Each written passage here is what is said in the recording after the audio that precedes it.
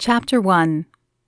Justin ran his fingers through his platinum blonde hair as he regarded his appearance in the mirror. Every hair belonged in a specific place, and it was integral that all of his lay in their right place. He wasn't looking for a woman. That ship had sailed a long time ago. But one day he hoped to get noticed and offered a better gig than this. Producing and hosting Who Wants to Marry a Cowboy paid well, but dealing with the happy couples wore on him. It hadn't been so bad when few of the couples lasted, but watching Tyler and Lainey find love on the last episode reminded him of his own failed... No, he wouldn't walk down that road again. The past needed to stay there, locked firmly behind a heavy door with at least 3 deadbolts and a large wooden beam just for good measure. Satisfied that he looked as good as possible, Justin sprayed a liberal coating of hairspray across his hair. It was the last show of the Maui edition, and the salty ocean breeze always ruffled his hair. He'd cringed when he'd viewed the last episode as his hair had been all over the place. At least the rumors his luxurious hair was a toupee could be put to rest. But tonight, he wanted it to stay in place. One more spray wouldn't hurt, just for good measure. He gave his hair another coat, winked at his reflection, and then headed for the door. Carl, the current cowboy bachelor, would no doubt be waiting nervously at his bungalow. Justin wished they had never chosen him. Calling him indecisive was putting it mildly. Every time a ceremony arose, the man practically broke out in hives and spent half an hour waffling over one girl or the other. The worst part was Justin had to pretend to care. It didn't really matter who Carl picked. Once reality hit and the couples left the show, most didn't make it longer than 6 months. Tyler and Lainey modeled the exception, not the rule. He knocked on Carl's bungalow, not surprised when the door opened, and Carl, a sweaty mess, greeted him by grabbing his hand and yanking him into the room. He clung to Justin's hand as if it were a life vest in the ocean. Cold, clammy sweat seeped into Justin's palm, and he bit his lip to keep from yelling at the man. "Justin, I'm so glad you're here. I don't know if I can go through with this. Kara and Destiny are both great. I think I love them both. How am I supposed to choose?" His wild eyes fixed on Justin's. Desperation and urgency swam in them, creating a cloudy hue in his gaze. With as much tact as he could muster, Justin eased his hand from Carl's grip. The clawing need to run it down his pants to wipe off the sheen filled him, but he would not do it. He could feign empathy for a little longer. "You'll do it the way you've done it the whole show, Carl. You'll go with your gut. Choose the one you have the best connection with." "But what if I'm wrong? What if I choose the wrong woman? I mean, this is marriage we're talking about." Carl ran his hand across his chin as he paced the floor. Justin tried not to roll his eyes. He heard the same story over and over again. Every bachelor, except Tyler and Kurt, the other one who married his contestant, said almost the exact same thing. They all believed their choice would affect the rest of their life, but it only affected their next 4 to 6 months. Normally, Justin would say nothing, but today his mouth refused to stay shut. "No one lasts on this show, man. It doesn't matter who you choose." Carl's mouth opened and closed like a fish trying to get off a hook. He stopped his pacing and ran a hand through his hair. "Are you saying this won't last? No matter what?" Justin shrugged. He shouldn't have said that. Peter would ream him for saying it, but he was tired. He wanted to sleep, and the truth remained that nearly no one did. People have, but not many.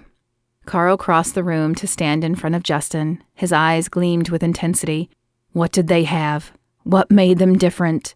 His words clung to Justin like a lost child, but at least his hands stayed by his side. Therein lay the million-dollar question. If Justin knew what kept couples together, he could help Peter find similar prospects in the future. If matches made on the show actually stayed together, it might skyrocket their viewing, although Justin wasn't sure whether that was a good thing or not.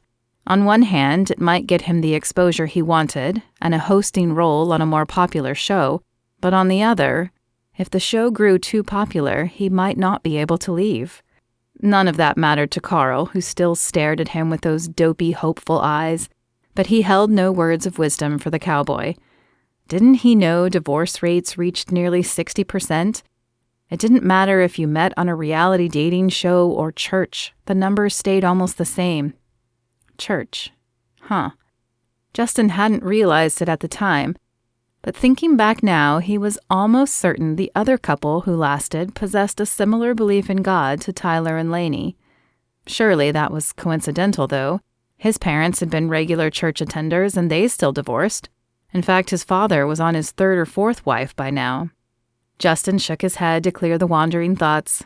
He clapped a hand on Carl's arm and flashed his pep talk smile, the one that usually eased contestants' fears and allowed them to breathe easier. They trusted their heart and didn't let fame go to their heads. Fame. Right. Carl said the word slowly and nodded as he spoke, as if seriously considering the words. But Justin knew the idea of fame held his attention more than the letting it go to his head part. Carl was certainly no Tyler. It was obvious from the first meeting that he came on the show to get noticed. He'd shown up with an extra tall hat and a thick southern drawl that wavered in its consistency, thicker when the women were around and barely noticeable with just the two of them. In addition, he flashed a wink at every woman in the room. He'd locked lips with at least 3 of them the first night, and unlike Tyler, he had made use of the overnight dates. For a man who seemed so worried now, he had certainly appeared flippant throughout the process.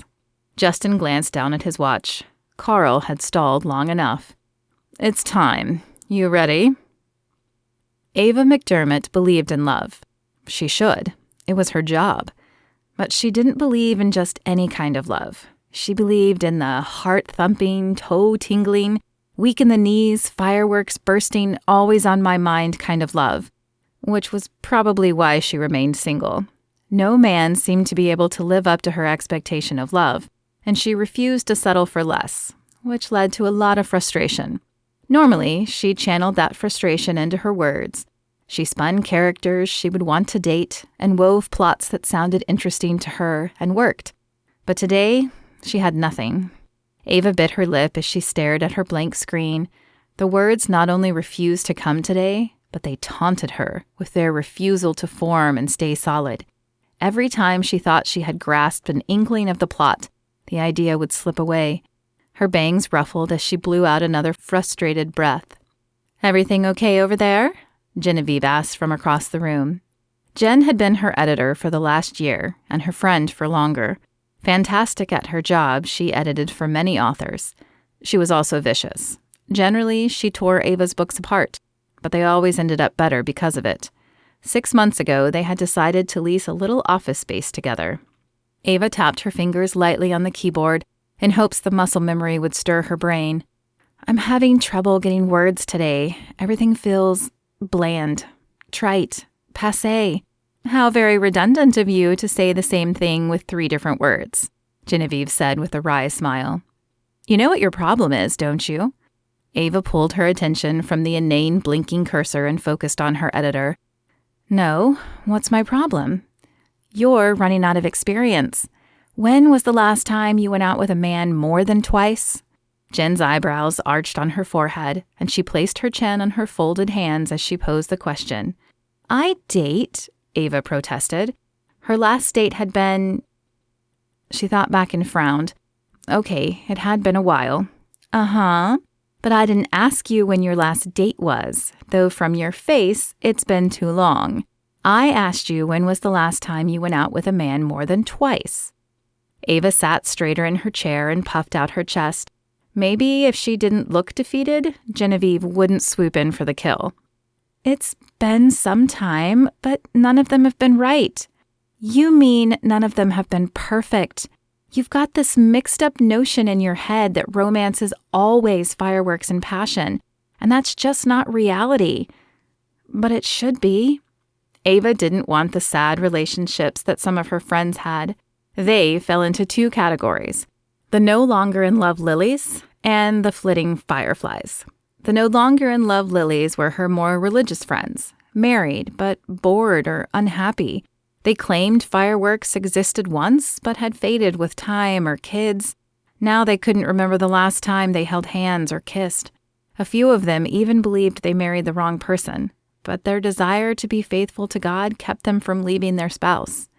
Then there were the flitting fireflies, friends who jumped into relationships and stayed until the sparks disappeared.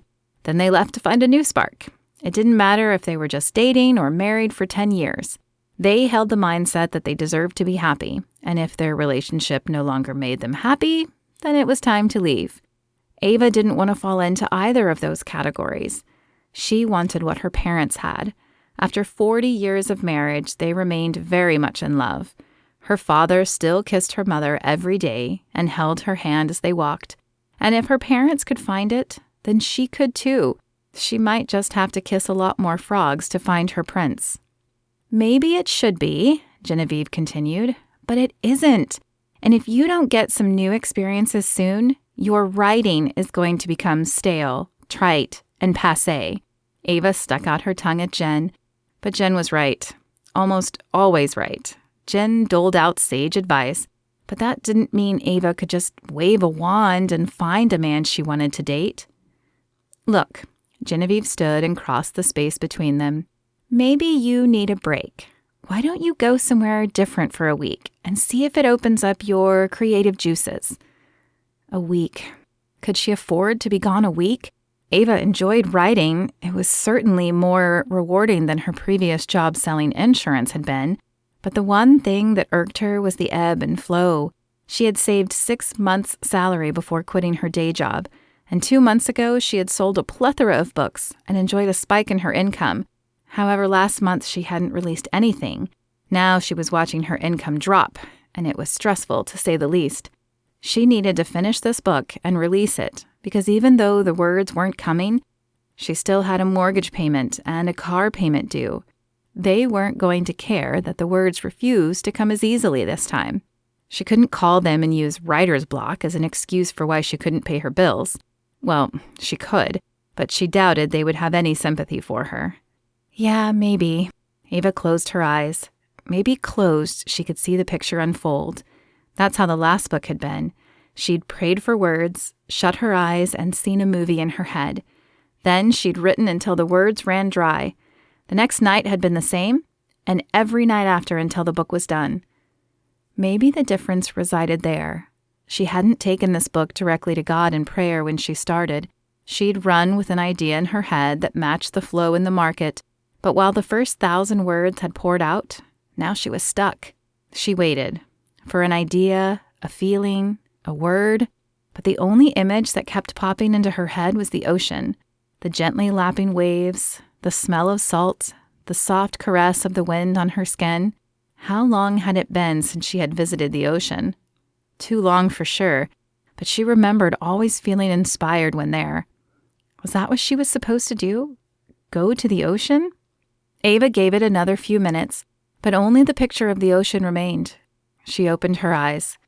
All I see is the ocean, so I guess the ocean it is. With a shrug, she clicked a new browser open and began searching rental houses near the ocean. A hotel or an inn wouldn't work. She needed a quiet space that would have little interruption from others. The ocean is good, Genevieve said as she came behind Ava and watched over her shoulder.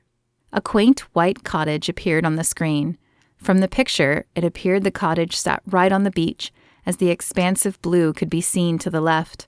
2 palm trees that held a hammock between them sat on the right, and the sand appeared to glisten in the picture. Ava grinned up at Genevieve. And this might be perfect. It sure looks pretty, although a little lonely. Not sure where you'll meet a man around there. I'm not going to meet a man, Ava said. I'm going to get inspired. Genevieve held up a hand in surrender before returning to her desk. Ava turned back to the screen and scanned the information. The rate appeared reasonable, and it appeared the cottage came with a kitchen to prepare your own meals, a utility room with a washer and dryer, and Wi-Fi. Even better, she could totally unplug and still get work done. At the bottom of the page was the rental company's information. Reflection Rentals. Sounded interesting. Ava picked up her cell phone and punched in the number. Reflection Rentals, how may I help you? The warm voice on the other end reminded Ava of her grandmother, and the smell of the chocolate chip cookies her grandmother always baked filled her memory. "Hello, I'm interested in renting your cottage on the beach." Ava scrolled back up, searching for a name, but there wasn't one. "It has no name, but it's the quaint white one." "Ah, that's our slice of tranquility," the woman said. "Is that what it's called?" Ava asked. A gentle laugh filled her ear. "No, dear. It doesn't have an official name, but that's what I like to call it." "I see. Well, is it available to rent?" She would need a few days to pack and make sure she had someone to check on her place. "I could be there Sunday, and I'd like to have it for at least a week." "Of course. I can certainly do that for you. What's your name, dear?" "Ava McDermott." Ava rattled off the rest of her information, including her credit card, and then hung up. She still had no words, but she had a plan, and hopefully the words would come when she followed the plan.